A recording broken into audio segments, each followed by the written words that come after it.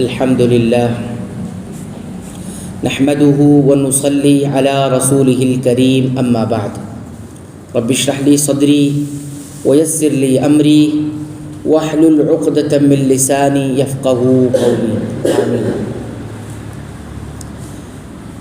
اعوذ باللہ من الشیطان الرجیم، بسم اللہ الرحمن الرحیم۔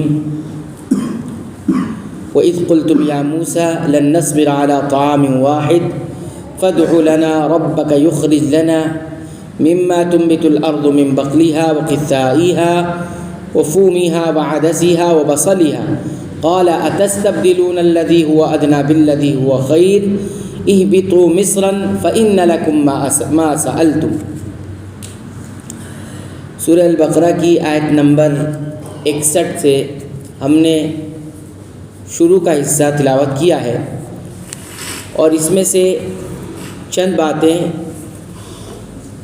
پہلے والے حصے میں آ چکی ہے کہ موسیٰ علیہ السلام سے بنی اسرائیل نے یہ کہا کہ ہم ایک ہی کھانے پر صبر نہیں کر سکتے، یعنی جو من و سلوہ ہمیں مل رہا ہے اس پر ہم اکتفا نہیں کریں گے، ہمیں کچھ الگ کھانے کی جو ہے چاہت ہے، اور آپ اپنے رب سے کہیے وہ ہمیں نکال کے دے گا۔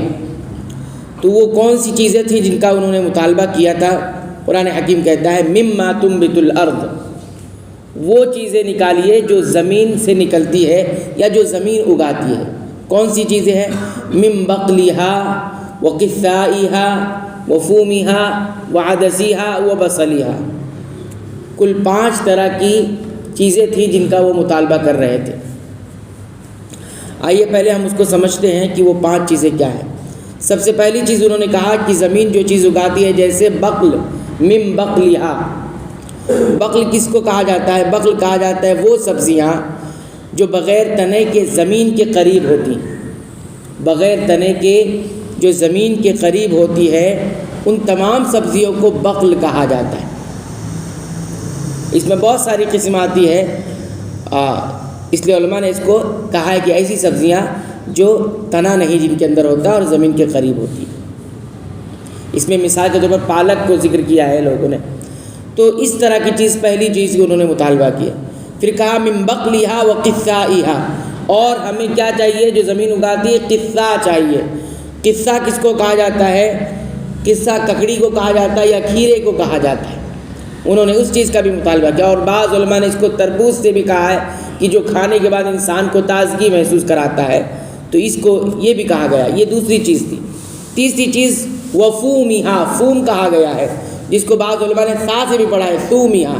تو فوم سے مراد کیا ہے؟ اس میں 2 چیزیں مراد لی ہیں۔ سب سے پہلی چیز تو لہسن مراد لیا ہے، کہ انہوں نے مطالبہ کیا کہ ہمیں لہسن چاہیے، اور لہسن عام طور سے کھانے میں ذائقے کے لیے استعمال کیا جاتا ہے۔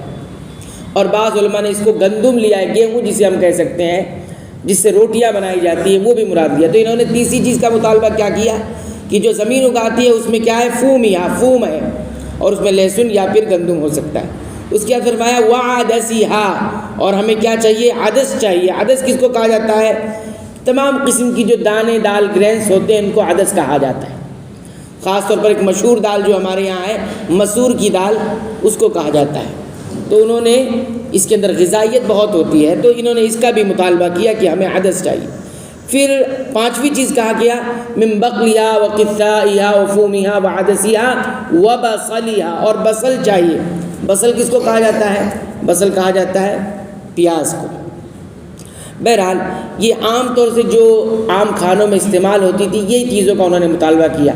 اب آپ دیکھیے، ان کو جو کھانا مل رہا تھا وہ آسمانی تھا، زمین سے اس کا کوئی تعلق نہیں تھا ایک طرح سے، اور نہ اس کو حاصل کرنے کے لیے ان کو زمینی سطح کی کوئی محنت لگتی تھی۔ آسمان سے تیار کیا ہوا کھانا اترتا تھا اور وہ کھاتے تھے بغیر کسی محنت کے۔ لیکن ان کی سرکشی دیکھیے اور کم ظرفی دیکھیے کہ انہوں نے کہا ہم اس پر صبر نہیں کریں گے، ہمیں اس طرح کی چیزیں چاہیے۔ تو اس کے جواب میں موسیٰ علیہ السلام نے کیا کہا؟ اتستبدلون الذی هو ادنی بالذی هو خیر، تم وہ چیز لینا چاہتے ہو جو کم ہے اور اس کو چھوڑ دیتے ہو جو بہتر ہے اس سے۔ یعنی جو ہم عطا کر رہے ہیں بغیر کسی محنت کے اور آسمان سے اتر رہی ہے، یہ زیادہ بہتر ہے اس کے بالمقابل میں۔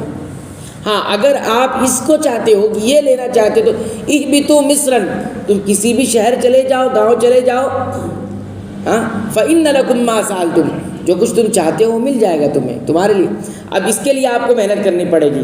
یہ جو چیزیں ہیں یہ ہر شہر میں اللہ نے رکھی ہے، زمین کے اندر صلاحیت رکھی ہوئی ہے، آپ دانہ ڈالیں گے یہ چیزیں اگتی ہے، اس کے لیے آپ کو محنت کرنی پڑے گی۔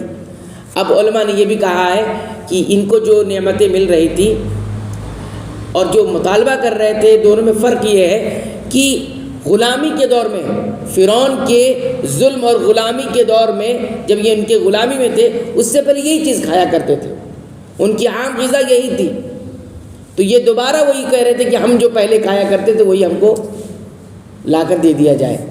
حالانکہ سرکشی دی ہے، جانتے تھے، لیکن سرکشی کی وجہ سے اور ہٹ درمی کی وجہ سے یہ ایسا کرتے تھے۔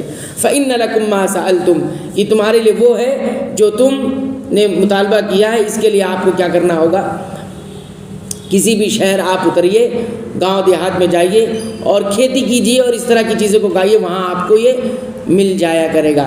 یہاں مصر سے مراد کوئی خاص مصر جو شہر ہے وہ ملک نہیں، بلکہ مصر سے مراد بلد، عام شہر، عام بلد، عام جگہ کہ کہیں بھی جا کر آپ جو ہے اپنے مقصود کو پا سکتے ہو۔ اس سے مراد کوئی مشہور شہر نہیں ہے جیسے مصر ہے، تو یہ مراد اس سے نہیں، علماء نے دوسری آیتوں کی روشنی میں اس بات کو کہا ہے۔ بہرحال اتنی بات کہنے کے بعد پھر موسیٰ علیہ السلام نے جو بات کہی ہے انشاءاللہ ہم آئندہ درس میں اس کو تفصیل سے دیکھیں گے، اور اس سے ہمیں اندازہ ہوگا کہ یہود جو ہوتے ہیں ان کے اندر کیا کیا خصلتیں اللہ نے رکھی ہوئی ہے اور ان کی سرکشی کی بنیاد پر کیا کیا خصلت ان کے اندر پائی جاتی ہے، وہ انشاءاللہ ہم تفصیل سے دیکھیں گے تاکہ ہمیں اندازہ ہو کہ آج کے جو یہود ہیں کس طرح سے سازشیں کرتے ہیں اور ان کے اندر خصلتیں کیا ہے۔ انشاءاللہ وہ موسیٰ علیہ السلام کے اس قول کی روشنی میں ہم آئندہ درس میں دیکھیں گے۔ اللہ تعالیٰ سے دعا کرتے رب العالمین تو ہمیں قرآن حکیم کی پابندی سے تلاوت کی توفیق عطا فرما، اس کو سمجھ کر غور کر کے پڑھنے کی بھی توفیق عطا فرما، اور جو کچھ سیکھنے کو ملے اس کے مطابق اپنے ایمان، عقیدے اور اعمال کی اصلاح کی توفیق عطا فرما۔ رب العالمین تو ہمیں بخش دے، ہمارے والدین کو بخش دے، تمام اہل ایمان، اہل توحید اور اہل اسلام کو بخش دے، آمین۔